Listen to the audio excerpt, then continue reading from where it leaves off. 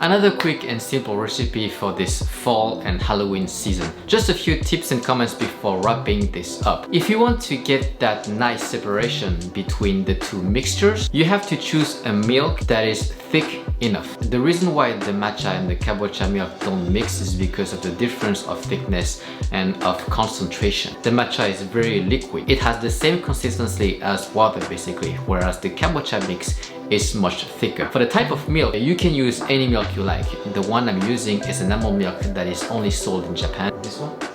And this one is very thick and concentrated. So you can use regular milk, but you might have to add some heavy cream to thicken the texture a bit. Of course, that's only in case you want to get that clear separation. The rest is pretty straightforward. Instead or in addition to vanilla, you can add like cinnamon, nutmeg, etc. And for the sweetener, maple syrup would also be a good option. Finally, for the matcha, if you're looking for a strong taste, go for about 4 grams.